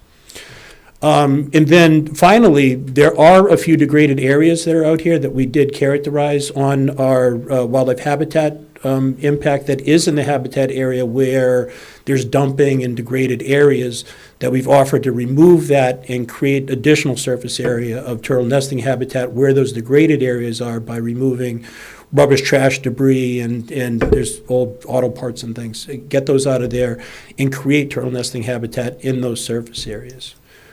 One of the nuances I did want to point out is that the Natural Heritage said that they can't consider any mitigation that we would do within the transmission line easement, that by right, National Grid has the right to do work as necessary. And it's impossible for us to commit to conservation restrictions over those areas because National Grid has the authority and right to go in there and modify it as they see fit. There is surface area of dumping in there which will volunteer to take out and create natural or some nesting habitat in those locations as well. But as far as, and this is just informative, Natural Heritage can't consider that to be surface area mitigation. They can only consider what's on our property and outside of that easement. And we do have surface area such as that. In the Commission's evaluation of turtle habitat, again, I think you've already discussed that there were reservations about conducting independent studies, but this would be, we imagine, subject to peer review, where they could peer review our work as well, where they can independently look at my wildlife habitat evaluation that we submitted as part of the notice of intent. They could visit the site, look over the revised plans, and opine on the regulation and whether or not we meet those standards. So with that, I just wanted to provide greater update. Thank you, Brian, in terms of our sincere efforts to protect turtles on this site. Any questions? Yeah, just one. Well, first of all, thank you. You Sure. answered a lot of questions. Okay, good. that Yeah, we had. thank you. Appreciate your efforts. I just had one question. The idea of taking piles of automotive parts and removing them and trying to restore that, maybe, to nesting habitat, that whole Yeah. concept, that we'll look forward to seeing more. Sure. What are you doing about the, well, I want to say likelihood, I'll say potential, of contaminated soil from the piles of junk? I don't want to, perhaps auto parts is not, there's scrap metal, they have like an abandoned boat that's out there. It's not really a concern of ours that there is, contamination subject to the Massachusetts contingency plan that would require subsurface investigation. But It really is. excuse me, have you or the applicant done any of the standard, ASTM Phase 1, et cetera? No, I type don't believe it's studies? been mandated. All right, well, we can talk about this Yep. later, but I'm also thinking of some of the reports that I've heard from the neighbors, and I don't have any firsthand knowledge, that there was some sort of auto or truck maintenance activities on the site. Yep. And historically, I don't know anything about this site, but historically, that's prime opportunity for junk to be in the ground. So I'm just thinking about, you don't want to go through all this effort for turtle habitat and then find out, they're not using it because of some past contamination in the soil. Right. So I'm just throwing that out. We don't need to discuss it, Sure. but you might Yep. think about it. Yep. And- And again, anyone that does that, as an ecologist, I'm not qualified, that requires a licensed site professional, an LSP. But in my observations out there, and I have no, aside from residents surmising what has been taking place out there, I actually have photographs of some of the debris piles. I didn't notice per se any evidence of petroleum or leaked fuel products, no odors, no evidence of that. A lot of the debris that I saw that was out there was scrap metal. There was some siding, roof, siding. Yes. And there were a couple of like abandoned vehicles. There was an abandoned golf cart there, what looks to be a degraded boat that's on a trailer, Right. and things of that nature. So in most of the areas that occurs in the turtle habitat that we're protecting remains prime habitat. That the concentrations of what I would surmise would have been areas that they're repairing was internal to the development that we're putting up. That was actually in areas closer to, kind of centralized within where the access road is now, is where, if I had to surmise, Yeah. was the likely activity. All right, well, appreciate your comments. That's a Thank you. very valid question, thank you. Thank you. Anything else? Peter, John? No, I'm good, thank you. Okay. I'm good. So we are clearly going to continue this meeting because we have to really review all the information to Yep. come. Is there more you want to share, Brian? No, please. No, I just wanted a point of clarification. So David had kind of brought up two suggestions, if you will. One being a peer review of the wetland delineation. I just want to remind the commission and David that we have a valid ORAD on the site. So I don't think we're going to be willing to revisit the delineation. Oh, sorry, I forgot. It was before my time. And the second piece was suggesting that we stake buffer zone, potentially tree line, for a sidewalk. And if the commission wants to do that, if we could potentially schedule that. Well, I was thinking more that I would go out and take a look at it. Okay. After that was done. So, It would help me if I had a chance to see this site, Okay. but sure, I can, Heard you. certainly if any members of the commission who are interested can certainly join me. Why don't we do that? Yeah, if, Well, it's been a long time since we saw it. yeah. Things have changed with the 3 years, maybe? location of the house and stuff. Yeah. Okay. Wouldn't Well, hurt. well, then maybe you want to do your own site visit as well. Do that. But- What I could suggest is we'll work with David to have specific items staked. He'll let the commission know. And then, if you want us there, you could let us know when you're dropping by. Why don't we do that? Okay, we'll work through David to schedule that. Okay. So is it clear, Brian? So it's the buffer zone, It's the you know, buffer in that zone. area, and then the tree line in the buffer zone. Yep. It's shown on the plan. Do you want to see the house at all for reference? Yeah, you Because can stake the corners of the house, We'll probably, or at okay. least the corners closest to the wetland. Yep. That would be good. Or a corner. The two corners would be good. The two closest corners. Thank you. Okay, so this is a public hearing, and yes, we are going to continue it, but I am going to offer to anyone in the public that wants to speak tonight, I'd like to limit it to just a couple people, if there's anyone. Otherwise, we'll continue the hearing. So if there's anyone? No? Okay, oh, No, we okay. got somebody. Hi, Paul Wood, 16 Taylor Street. I'm the closest house, not a director, but a closest house. My questions are about the BVW along this way. I know part of the, I don't know, it's hard, there's multiple. I see it goes into that lot, especially into Lot 4, partially into Lot 5. In between the BVW and the 50-foot border, they plan on clear cutting that and regrading that? Is that part of the plan? I don't know if I can ask them or I have to ask you or. So we can ask the applicant to come up and respond to that question. If you step back then, please. Oh, yeah. Yep. I just wanted to clarify with them what's going to happen there. So if you look at lots 5 and lots 4, we do show recontouring in the backyards, and we also show a limit of work line demarcated by a solid line with 2 hashes. And that would be silt fence and wattle. So we are creating lawn area to around the 30-foot buffer zone, probably 34 feet or so, 32 feet, somewhere in that neighborhood. So there will be lawn behind those 2 lots. So cutting is part of that? Correct. Yep, okay. Any other questions? Okay, so I'll take a motion to Yeah. continue the hearing to our, I believe to our next meeting is the March 12th. the request, so. Carl, I move that we continue this hearing until our next meeting of March 12th. So moved by Chris, second. I'll take a second. Second? Second from Bill. All in favor? Aye. Aye.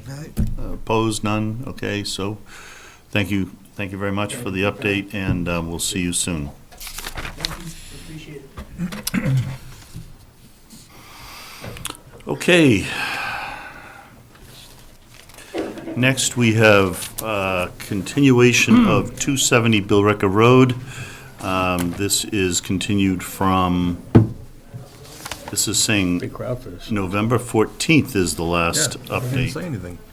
I know. So is that accurate? November 14th was the last? That was the last time it was Okay. any substantive discussion. So, if, what we've had is, we've had our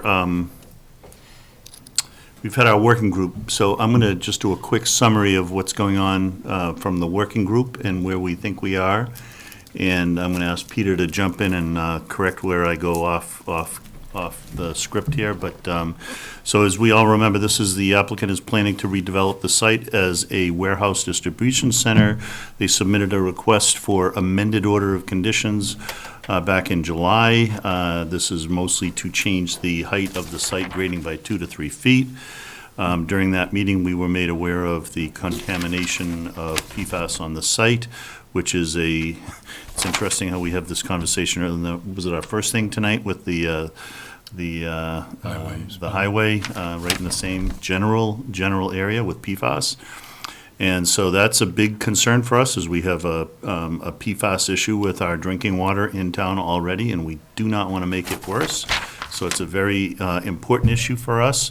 However, the cleanup of the site is, of this kind of a contaminated site, is regulated by the state and not by the town. So the working group was formed to work through the detailed questions raised by both the Planning Board and the Conservation Commission. We had a lot of common issues and overlap. We met 3 times in November, one more time last week. The general questions, high level, we were looking at is there a way to move forward with the application given the existence of PFAS on the site? How do we ensure that the work on the site does not make the situation worse? And how do we ensure that any future MCP, this is the contingency plan, DEP work, would not be impeded by the project? And so we're really trying to be very careful and diligent and cautious and detailed and conscientious in reviewing that. We've come up with kind of a recommendation, and I don't think we got an actual full nod. I know Mike Raisbeck said he was in agreement with your summary, and we're still waiting for Joel from the Planning Board. But our summary of recommendation on the contamination is that we're looking for a careful, strong plan during construction to not make it worse. This would be similar to an MCP RAM plan, but so we're looking for that. We're looking to have a stormwater system that won't make this situation worse for our drinking water. And we're also looking for some type of on-site monitor for daily oversight of that implementation to ensure no contamination slips through the cracks. And then we also want to make sure that the we make sure that we have the ability to allow a cleanup down the road if that happens. In the stormwater area, we want to make sure that the no infiltration design, the new no infiltration design, gets a closer review. We have some testing requirements that we want to put into place. We want a strong O&M plan that includes all of the recommendations in the stormwater management and in the stormwater handbook. And we want permit conditions for the annual stormwater report to include very specific requirements for inspections, testing, documentation, and oversight by a professional engineer. Next steps would be peer reviews of the new documents and for us to draft a permit conditions. David, Peter, anything you want to supplement, add, correct, change? Yeah, good summary, Carl. We might want to hear from our applicant too, but Yep. If I could just mention to my fellow commissioners, there were a lot of little technical issues, as you may recall, that the subcommittee, I think, worked well together, thank you guys, to hammer through. And what Carl just laid out is sort of the bottom line that our committee rather, is thinking, with the caveat that not everybody on the committee has weighed in on this little summary yet. So there were a lot of little nuances along the way that we talked about. And I'll say one thing, the whole idea of not infiltrating groundwater directly or infiltrating stormwater directly into groundwater solved a lot of those questions. And having a strong plan to not spread it around during construction, which I think the applicant has agreed to, was another big step forward, I think, from the result of this committee work. So, Ed and Casey, do you want to weigh in? Because you haven't really, we haven't had a conversation about this little summary that we just put out. Yes, so, and David, thank you for sending it along earlier so we could read it, but for the record, Casey Ferrara with Howard Stein Hudson. I do want to take a time out to thank Carl and Peter for volunteering their time and helping us move this project forward. David, has the commission been given the RAM plan that we did submit a couple weeks ago? I'm sorry, I don't know. Okay. I haven't forwarded it to Okay. them. Did Evan forward you the RAM plan? I don't Okay, remember so seeing it. I don't think so. okay, So, I guess not. So just leading into that, I did want to say that in the coming days, you guys will hopefully be receiving our updated civil plans, RAM plan, which includes soil and groundwater management plans. And we look forward to the next commission meeting to present these plans officially. I believe kind of the goal is to have us submit these, have the commission vote to have it peer reviewed, so that we can get the process moving again. I think we've kind of moved past the working group. I think it's done its deed on getting us through the technicalities. I think now is the time that we want to turn it back to the commission and kind of present it as a new stormwater plan, a new civil plan for, notice of intent review. So again, we appreciate the time that the volunteers have taken. Ed, if you wanted to add anything. Yeah, Ed Weigel, Rue Associates. I just wanted to, again, reiterate what Casey had said, was that Rue had developed a more vigorous soil and groundwater management plan as part of construction. That has been presented to some of the folks in the town here, and hopefully it will circulate its way to you folks shortly. Happy to talk through that with your peer reviewer. I'm also happy to answer questions once you've had a chance to sort of digest it and consider what's in it. Yeah, thanks. And if I could just add, I don't know if anyone's thinking at this further detail, but I do want to say that this stuff is complicated, and I'm no expert, and our outside peer reviewer has been part of this process, and both our outside peer reviewer and Ed, the two LSPs, believe that with a strong plan during construction, it is possible to move the project forward and satisfy our concerns. I mean, devil always in the detail, and we got to get through the peer review. The second thing I wanted to say was there were a bunch of questions on the stormwater system design. You guys might recall this is the one where there was a lot of discussion. It's a biofilter. I mean, forgive me, I'm going to simplify this, but basically it's a biofilter above ground.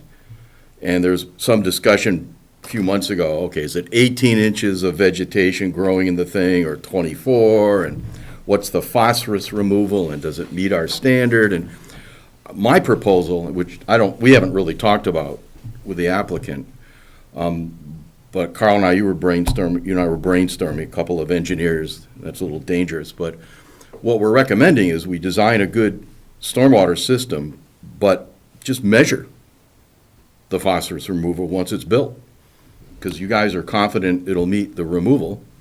I'm talking phosphorus now. You're confident it'll meet the I guess 66% removal, so let's just measure it. It's not expensive. And then the second problem is, not problem, but you don't want to suck PFAS out of the groundwater into the piping of this system and then inject it directly into the wetlands. So once again, to me, that's fairly simple. Some sort of sampling program, like during a rain event, to just show that it's not leaking. And we haven't talked about that with the applicant, but I'm hopeful our technical brains, our peer reviewers, and your team can, and together we can come up with a workable plan. So that is still, we didn't really talk about that, and I wanted to put that out on the table. I'm comfortable we can work through those if you guys are, willing to do that. So I do just want to add that in the recent maybe month and a half, EPA has actually released guidance on the focal point that they have accepted. EPA Boston specifically has released a documentation to Ferguson that they have accepted the focal point for removal of, I believe it's in excess of 70% total phosphorus. So, and I may have forwarded it to you, David. No, if no, not, I don't think you did, Casey. At the 18 inches? At the 18 inches, correct. Well, I can't. It well, gives that a would be number very of helpful. it gives a number of conditions. If you meet this, if you meet this, if the system meets this. So I can forward that guidance. That'd be great. I thought I had done that already, but if I have not, I will forward it, and it can get disseminated to the rest of the commission. I hope that can put to bed the questions on 18 inches, 24 inches, total phosphorus removal, because that is kind of guidance from EPA. Okay, and then we can talk later about this question of making sure the system is tight, doesn't leak. Absolutely. But I just wanted to commission, there still are a couple of technical issues besides, the peer review from what you guys have done. But thank you all for doing that. I felt we hadn't had I haven't had a chance to confirm with you guys. At our last meeting, I thought we had gotten to this point, but I didn't want to speak for you. Okay, so there are questions about where we're at right now from my fellow commissioners. Chris? So let me see if I understand then. So it sounds like the working group has worked hard, and, but now we're at a point where we're kind of bringing things back in front of the full commission at our next meeting. Is that how I understand it? Yes. Good, well, that's good. Good, that's good progress then. Yep. No, I'm happy with that. Well, thank you. Mark? No, I think it's a lot of work. I can see that. Yeah. Well, I mean, I wish it was an unusual situation in town, this whole PFAS thing, but it is complicated because the different, I just want to make a comment. I mean, one thing that was very difficult, I think, at least for me, you guys probably understood this all along, the town doesn't really have authority to order somebody to clean up a site. That's DEP. And at the same time, the DEP program doesn't move normally. It can, but it doesn't normally move as quickly as an applicant wants us to move so they can get the thing permitted. So it's, part of the problem is how does all that fit together? And I think we hammered through that fairly well. Well, I think what you brought up too about the focal point, you can adjust it with the 1824 36 inches, and it's not going to go into the groundwater. You're going to be above it. I think that makes a big difference, where it's not going to go directly into the groundwater. Right, and I think since the last time I've stood in front of you discussing this project, we did do another test pit directly in the location of the focal point and found that groundwater in that exact location was lower than the high that we were using, the conservative high. So there is even more separation than we were previously saying, but we're still going to go with that higher value just because that's the conservative way. When was that done? What time of year was that done? I want to say December 5th was my date. Yeah, and I think, Mark, the other thing too, what I'm about to say, in my mind, what I'm about to say shouldn't really affect our permit process here, but there is an open question whether there's any future work under the Massachusetts cleanup program. Because you guys also did some additional PFAS sampling at the site. And, the results are, pardon me for paraphrasing, they're like, I don't know. But that's DEP's, it's the LSP and DEP's responsibility to deal with that. So part of this, as I understand it, and if you want to get into it, Ed can tell you, but as I understand it, part of the RAM plan is to try not to do anything that'll mess up any future, cleanup if you have to do any in the future, which is a little hard if you think about it, if you're putting a building on the site. But I think those regulations, I'll just say this, I think those Massachusetts cleanup regs have been, Ed, they're 30 years old. They've been carefully developed to not stymie development. You can develop on a contaminated site, but it's a little tricky. You have to just be careful. So when the project's done, your paving is done, your lawn is put in, pervious, non-pervious is done, you're going to seal that site anyway, so nothing's going to come out of it airborne or in the soil anyways. Is that correct? No, because the concern is that if there's a pile of PFAS in dirt somewhere on the site, whatever, wherever it came from, that's going to be bleeding, if you will, PFAS into the groundwater and then into the town wells. All right. And so the idea, one thing that I think hung us all up is, in an ideal world, you want a perfectly clean site, because obviously it's easier to clean it. But it's everywhere, so you just can't say we can't build, like you said. Yeah, but then you get no development, so, what do you want to do? You want to just let it sit there idle for 4 or 5 years or whatever, or, so that's why the state regs kind of, but it is complicated. A lot of this is It's even in the median in Route 3. Right, very much so. Thank you, Peter. Thank you. All right, Bill, anything? Yeah, I appreciate all the work you guys put into it. Carl, Dave. It's very Some of our planning board guys. Thank very you. informative. So you did that test hole in December. Did you say you put more monitoring wells in there? Or how many monitoring wells are on site? There's 9. There's 9.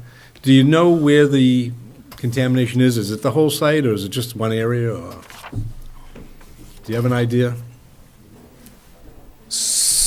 In soil, we've got about, and pardon me if I don't recount this exactly correctly, but I believe we've collected 23 soil samples that we analyzed for PFAS, and of the 23 samples that we collected and analyzed, 3 of them contained PFAS that exceeded DEP standards. With respect to groundwater, the groundwater is contaminated across the site. The contaminated groundwater is flowing onto the site, through the site, and it's leaving. If you look at the building from Billerica Road, is it all on the left-hand side of the building? Is that basically where The your groundwater? monitoring wells are? And No, the monitoring wells are spread all the way across the site. They are, okay. And they are all impacted. Okay, okay.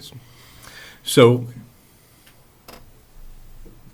the groundwater, I mean, the stormwater, our biggest concern is that we're not adding to any of the groundwater, or migrating the PFAS anywhere else that is not now, right? Pushing it around, yeah. Right, so I guess just trying to simplify everything at this point, just to get all the information, all the technical information, and we can't design the project for you. We have a peer reviewer that's gonna look at it and say, okay, this is best practices, this is how you do it in this environment, but, do we think we have a good handle on the stormwater now? And so you get the stormwater to deal with, and you've got the construction of the building.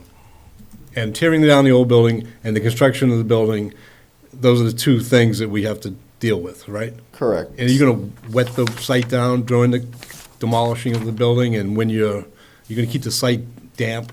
Yep, so. Water trucks? Addressing one by one stormwater, you Yep. guys will see a new plan in the coming days. We've completed a new site plan that removes infiltration altogether.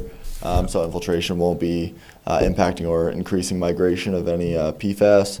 As far as construction goes, yes, the RAM plan that Peter was referencing, we'll put together both a soil management plan and groundwater management plan to basically make sure that any impacted soil or groundwater is taken care of throughout construction. And then yes, for the demolition, typical to almost any demolition, there's going to have to be some kind of controls for making sure there's no air pollution or anything as part of the. Is that a big concern that with the wind taking the PFAS, as you're digging and things like that? Is that a big concern? What's your biggest concern, I guess, with the PFAS? With respect to PFAS, the biggest concern, where the risk to human health lies, is when it's consumed in groundwater. Okay. That's really where the risk is. Okay. Our RAM plan does include a focused risk evaluation, where we talk about the different ways that PFAS can be exposed to people and into the environment, and why we believe that those risks don't exist here based on basically concentrations. Okay. But that's kind of the point of the RAM plan that we'll take a look at, is a process for making sure that when you dig up soil, well, I still hope it's in there, you test it or whatever to make Right. sure it's not over the limit. And then also you make sure it doesn't get blown into the cafe next door. Right, or the brook right there. That's Or a the brook, either way. Well, I guess the cafe is human exposure, which technically isn't our authority, but Right, let's say wash into the wetlands. Right. But it's really both. Now, there was monitoring wells on the site before, and they weren't there for PFAS, right? They were there for some other. Correct. So years ago, the folks across the street that are up gradient from 270, both the 3M and the former Electrometals. Right. They're both listed sites with Mass DEP. They've both had issues that crossed the street. And at one point in time, one of those parties actually installed monitoring wells on 270. Right. So is that a problem at this point? Are those things, we don't want to, we look at the PFAS, but are those, the original contamination is Were that- solvents. Whatever solvents came Yes. from across the street. Across the street. Or wherever. We're looking at that too. We're not going to cause an issue with that migrating somewhere else, or? Correct. Or is it, one takes care of the other? Correct. When we did our due diligence, Yeah. we tested the monitoring wells that were there for these chlorinated solvents Right. that had been released up gradient, and we didn't find any. By virtue of the groundwater management that we'll be doing as part of the RAM plan, any water we end up managing, we're gonna, if we have to pump water out of the ground, we're gonna contain it in a frac tank, basically. Pass it through a carbon filter, and then discharge it back on site. So that passing the water through a carbon filter, not only does it remove any PFAS compounds, it would also remove any VOCs or any of the solvents that might still be lingering. Okay. Go ahead. I'm sorry, that's actually an important point, and Ed, you're more familiar with the data than I, but when I did an armchair look at this, I thought that the historic contamination on this site, on 270, had dropped to safe levels in the groundwater? For the solvents, for the VOCs. For the solvents. And then Okay, the but PFAS is up. Is sort of, yeah, and so the solvent's sort of an old problem that, is drifting away, I guess, is one way to describe it. Diluting or whatever. Yeah. But the PFAS, is it getting worse? Is it? I don't Or is know. I don't know. We don't have a baseline to know. I don't think, Ed probably has some professional judgment, well, you have some, but, on this topic, but I don't think that as a town, we don't know where it's coming from. Yeah. I mean, it's probably all of the above, some of the above, including, and I keep thinking, we don't go on a big tangent, but we just heard PFAS and firefighting foam. I mean, I don't know. Maybe there's a truck fire in front of 270 20 years ago. I don't know. Right. Who knows? Where, Well- could be anything. Was Is it that fair? nursery Am I prior, off? wasn't it? Huh? Off Wasn't it base? a nursery prior? Yeah, that was. Yeah. That site was the nursery? Garden Yeah, center. Jones's nursery. Yeah. So, Ed, do you have Fertilizer. something else you look like you were ready to say something? Well, I was going to respond to Peter, wondering about other sources of PFAS. I think it's worth noting that PFAS is in a tremendously long list of consumer products that you can buy and use at your house, and yep. Personal care products, sunscreen, cosmetics. Fast food containers. Right. Fast food. Yeah. I mean, it's in everything. I think we're going to be seeing a lot of regulation on this point in the coming future soon. But these are widespread contaminants, and as we heard from Amy Roth, there's definitely a background associated with this. So, Bill, do you have more? Yeah? No, go ahead if you get No, I'm just trying to. I want to see this move along. I think we've exhausted a lot of the questions and that everybody's had. So the planning board, where are you at with them at this point? Is there any issues that are going to come up that are going to affect us with them? Well, so we are with the planning board in the exact same position that we are with you. Tomorrow we will be in front of them to give this same exact update and kind of gauge direction from them on where they would, we want to submit our plans, we want to get them peer reviewed, we want to have everything environmental related reviewed. So, we're kind of in the same spot there. Where do our that forward. jurisdictions cross? Well, the permit that the planning board is looking over is the Aquifer Protection District. So that deals heavily on stormwater. So they will be reviewing our stormwater plans with, I assume they'll have it peer reviewed by Beta again. Okay. And I assume that peer review will also carry over for conservation to review for, stormwater through our NOI. And then there is conservation jurisdiction over a little bit of our RAM plan, kind of, sections of it that kind of deal with construction management and operations and maintenance and stuff like that. Yeah, I just want to see it move on. I got one question, just really doesn't apply to that, but looking at the cross-section of the site, your groundwater's at elevation X. Where is the bottom of, say, your footing? Where are we above that with that? What's that separation between that and, say, your catch basin, the bottom of the catch basins? So is anything else on that site is going to be into the groundwater? Yeah, so we will have some footing. So in the past, I don't know, we've been in this process for a while, let's say 6 months. We've had a lot of geotech done, and we have more understanding of the underlying soils and their structural capabilities. So towards the backside of the site, near where the existing detention basin is and where the wetlands come in, those soils are not great for the foundation, so we will have to dig deeper, meaning we will have to go into the groundwater to So you get to have a those dewatering structural plan soils. for all that? So all of that will be part of the groundwater management Is this plan. because you want to lower the building down? Nope. Those soils would have to be hit wherever our foundation laid, because those are the structural soils that can support the foundation. So you're gonna have a plan, a dewatering plan for us for that, for any of that? And is there any worries? Well, you'll have a plan for it. We'll have a plan that you can review. That's it. Thank you. What type of foundation in that back corner? Is it gonna be mini piles? I think that is still up Standard- for debate. Yeah, there was gonna be some kind of rammed pier aggregate, geopiers. Yeah. You know, the contractor has a means and methods of construction. So it's really up to him, but there's really not a lot they can do with the soils because they don't have the bearing capacity. So Right. they do have to do soil improvement at that back corner. And, you know, the most common technique for doing that improvement is, you know, stone piles or aggregate piers. And I do want to add that the original plan was to do a ground improvement that included excavation and kind of replacing the existing material with structural material. There was going to be a lot of disturbance with that and a Right. lot of work in the groundwater. So backing off of that to reduce our disturbance is kind of where we went into these kind of geopier or whatever option they end up going with, but something with less disturbance into that You're not groundwater zone. removing any of the stuff, you just, There'll be minor, like, what, it gets augered up? So typically for Ed, can you go to the, Sorry. sorry.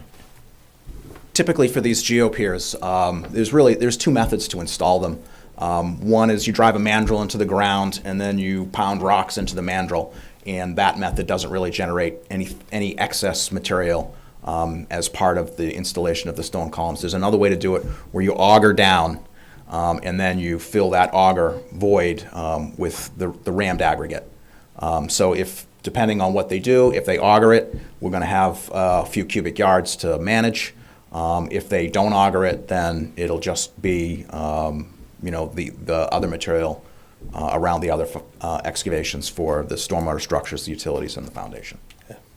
It makes me wonder if maybe a structural engineer should peer review it as well, the plan. Well, I think that's all in with the building. I mean, that's a, Right, but I mean, at least the back corner of the building is in the commission's jurisdiction. So, you know, just don't know. something to think about. If I could just jump in with an off-the-cuff opinion, the RAM plan probably says, right, that whatever method they use, they're gonna de-water, Right. and they describe that, they're gonna put the de-water in a frac tank and, well, run it directly through a carbon treatment system and, remove PFAS, or sample it and decide if they need to run it through whatever they're I just called. want to make sure when they come, so that we're not delayed more meetings, that we've anticipated those issues and you've addressed it in your RAM plan. So you're taking consideration that, okay, in this corner of the building, because you're in our Right. jurisdiction, that you may have to de-water, how you're going to treat that on site when you're doing that as part of your plan. So Yes. everything's covered. Right. And that's why I asked you too about the catch basins. Right. Are the bottoms of those Right. into the groundwater too? Yeah, so we also provided a plan to Ed's team while he was creating this RAM plan that had all our bottom of structure elevations so that he could compare them to his groundwater contour map. Yeah. So he has addressed, or he knows of every location where we anticipate digging into the groundwater. and Okay, where we want to manage I'm not it. trying to complicate the process. I just want to make sure that in your plan, you've covered all these bases so that when you come with it, it's complete. Yep, Not to absolutely. try and, yeah. Right, but Muddy it Dave, up. right, but I think Dave Coons had a different question than yours, right? yeah, he did. Yeah, Okay. essentially, but, you know, maybe it's not, you know, relative to the commission's, you know, concerns. But, you know, I'll think about it a little bit Yeah, more. okay. I know these mini piles are used everywhere now. Right. I mean, And they're less intrusive. they're pounding them right down to the boys' club in Lowell, right next to the canal. You can go down there and look, and you can see what's there. They drill, they put the mini pile in, and then they put their, footings on it and start building. Okay, any other questions? John, you got any more? No. Oh, good, okay. So, David, you have anything else you want to add? No, not really. So Casey, when can you get us the new civil plans? So we're gonna wait for planning board's discussion tomorrow. We're anticipating some questions from other members, so we'll see where those lead, and if, the civil plans that we have now, we're still confident will address their concerns and their wishes, they could be submitted as early as the end of this week. 'Cause I think it makes sense there's going to be two peer reviewers, two peer reviews here of the civil and the soil management and RAM plans. But I think it makes sense to have those done at the same time, the same context. Right. So, And would it make sense for us, the collective us and planning board, to anticipate some of our questions, if we can, and give those questions to the peer reviewer to keep the process moving forward, rather than waiting for the peer reviewer and saying, oh darn, how come the peer reviewer didn't look at my question? I'm just thinking of trying to move the schedule faster. So it sounds like you want to be able to review the new civil plans and the soil management and RAM plan before it's gone to the peer reviewer, and then come up with questions. I wasn't thinking that level of detail. I was thinking more like Bill's questions. I don't know, maybe your questions were answered. But, I was thinking more of questions that were at, top of mind, not, just. Well, I don't see why not. But I think without reviewing the plans first, Yeah, that's true. They would have to be, I think, pretty Okay, general questions. we can talk offline. I'm just trying to think how to move this thing forward. Yeah, let's just We can talk later. try to get those plans to David so that David can get them to the peer reviewers. So Carl, do we So- continue this then to our next meeting? Yeah, so we do want to continue in the question, I don't know, is it the next meeting or is it going to be another one? Because I don't know if there's enough time in there with peer reviewers. Assuming we get the plans in the next few days, sort of the history of this project is, they probably won't have the peer reviewers' letters back by the next meeting.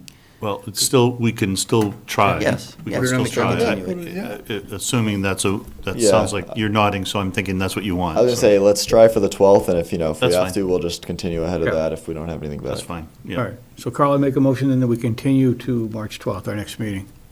Motion by Chris, second by John, all in favor? Aye. Aye, okay, motion passes. Casey, thanks very much. Ed, thanks very much for your participation. Appreciate the input tonight. Have a great night, Thanks. guys. Yep. Thank you. Thank you. Okay, we are shifting out of our regulatory section of our meeting. We are into continual business. And Mr. Kuntz, do we have an update on 35 Brick Kiln Road? Well, nothing of much substance. My understanding, though, is that the building department sent out a couple of letters to the property owners recently. I haven't had a chance to really ask about the details, which I will do. I think it still was related to the earlier violations from their perspective. So I still think the commission's best hook into that is through the building department. So I'll see if there's any possibility at all. Okay. of that. Thank you. Next one, under land management, Warren Pohl.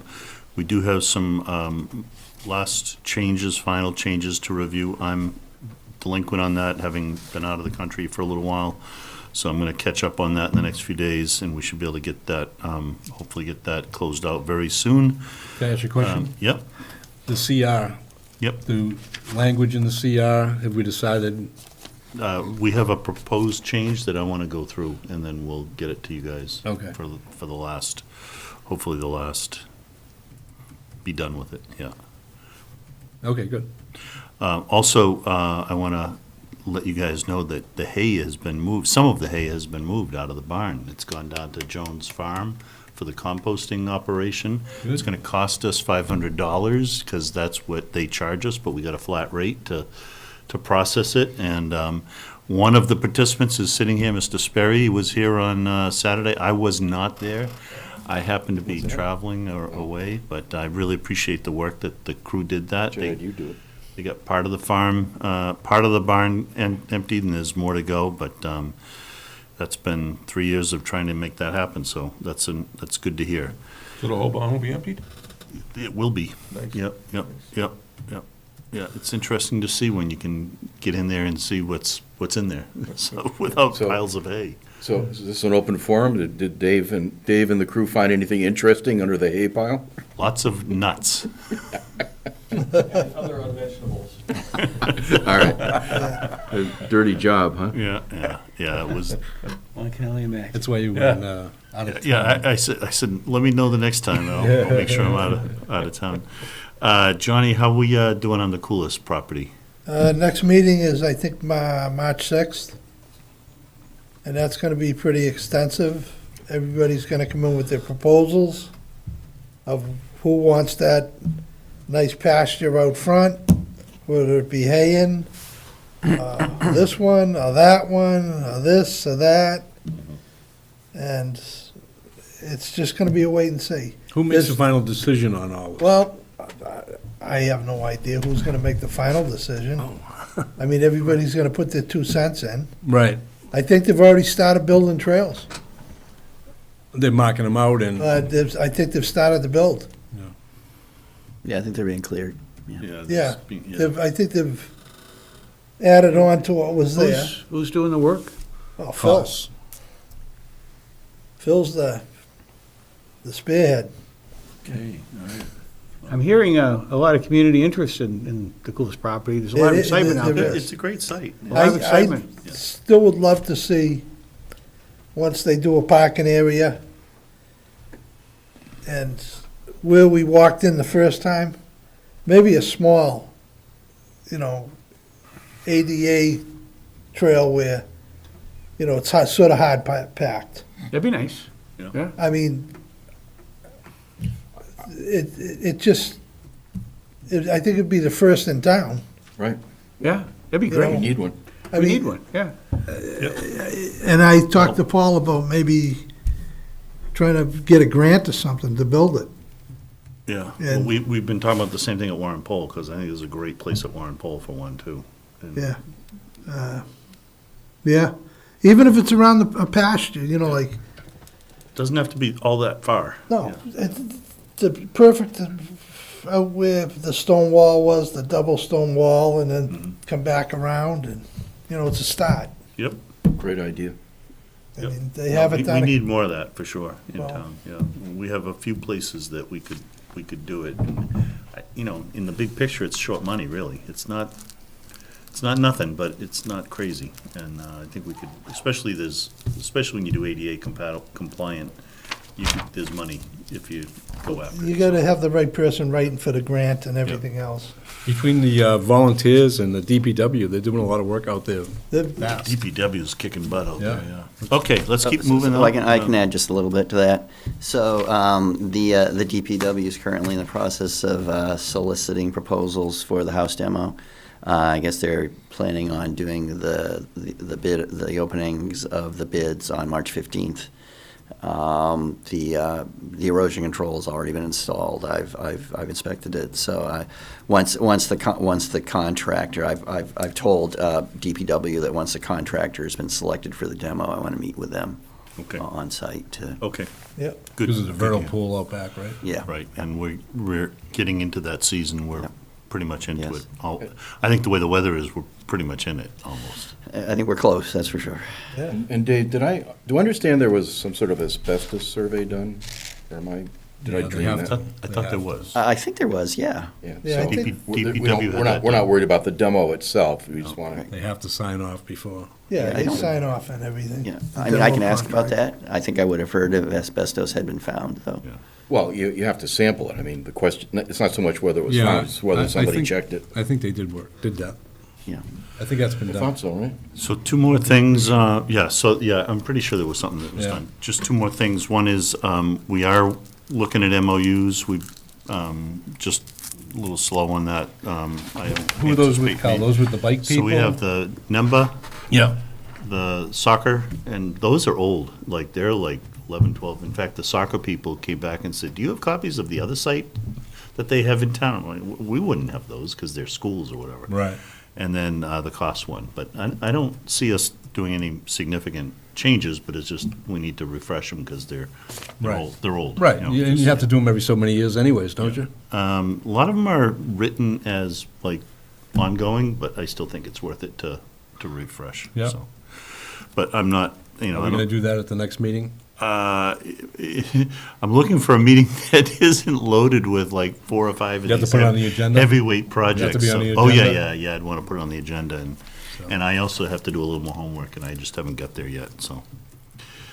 And then the last thing is just, you know, we've got 2 volunteers, Peter and I, for the open space and rec plan, but just as a public announcement, we are looking for members of the public to serve on that. We're looking for 4 members of the public to serve on that, so if you guys know anybody that would be good to do that, we have a couple of people that have applied so far, but we are looking for that. It's about a 1 meeting a month-ish commitment for about a year, and we have NEMCOG involved to help guide us through this process.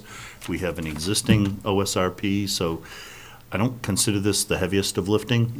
We're not starting from scratch. It's more updating and tweaking and some town input and all that kind of stuff. So I don't really am looking for anyone else on this commission, but if you know people in town that you think might be interested, whether they involved in like the bicycles or the rail trail, or people that are interested in getting involved, or open space, you know, trails and walking, whatever.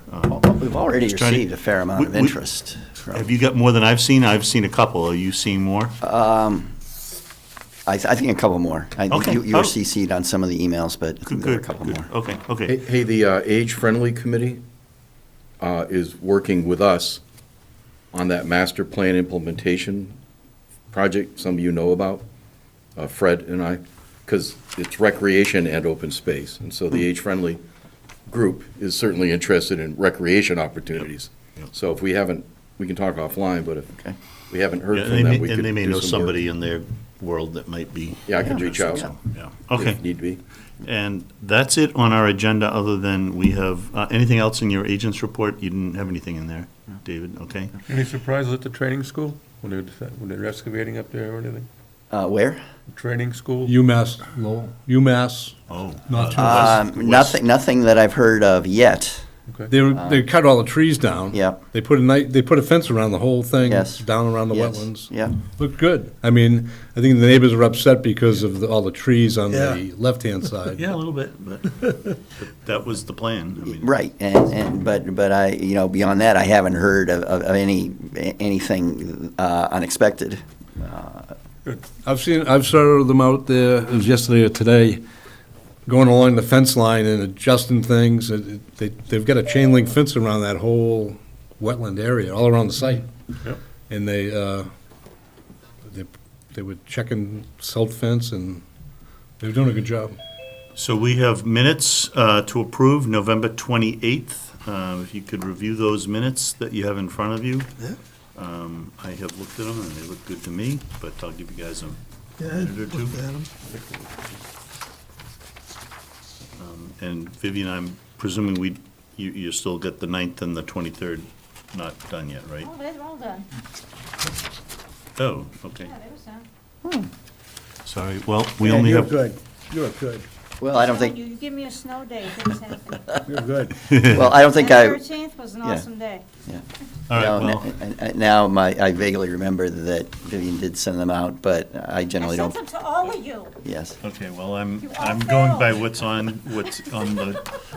the desk in front of me, and I only. see But I two. generally don't put any more than 2 meetings on. Okay. I think Anyway. that's reasonable. Yeah. Very reasonable. Yeah, okay, so I'll take a motion on November 28th. I move that we approve the minutes of November 28th. Any adjustments anybody see? No. Motion from Chris, second from John. All in favor? Aye. Aye. I move that we And, approve the actually, minutes of, on that one, November 28th, Mark, you were absent, so you didn't raise your hand. That was good. so we have Mark abstaining then on that. Yeah, Mark on that abstained vote. on that vote. Then I move that we approve the minutes of December 12th. And Peter is absent on that meeting. And so, any further discussion? Motion from Chris, second from Mark. Mark. All in favor? Aye. Aye. Okay, the motion passed. Does, Meeting minutes are in the all next meeting or two, we're gonna be voting on these projects. I did the Mullen for the day I missed on Brick Hill Road. I just wanted to make sure, seeing we're missing Dave now, Right. that we have enough, everybody's Well, up to and date. also to make sure that if you do vote on this at the next meeting, that you were here for all the Right, meetings, right. or Mullen for Right, one of them. because you can only miss one. So please make sure that I have to just So for check each anybody of that you. hasn't done a Mullen affidavit in a while, you got it, what, from the, where did you get the form? Town From the- clerk. Town clerk. Dave, do you have them in your office? No, no. Town I clerk. have it on my computer. You can, you can Good. get So- it. Yeah, it's pretty straightforward. It's Yeah, pretty it's- simple. You can go to you can go to your computer and watch the. YouTube. You don't have to watch the whole meeting. You just watch the hearing part. Right. And once you watch it, you can say, sign it and send it in. Right. Carl, I talked to town clerk, but Chris just said something, you can miss one? No, you have to take the You Mullen. have to Mullen. Yeah, You you can only can't miss do any. one. Well, you can do only one Mullen. Right. Yes. Got it. Correct. Once you've, Yeah. yeah, you can't Mullen two Yeah. missed hearings. Yeah. That's my understanding. Okay. Because you were on one of the meetings. I'll take a motion to adjourn. Motion adjourned. Motion from Chris, all in favor, aye. Aye. Thank you, Chelmsford Telemedia.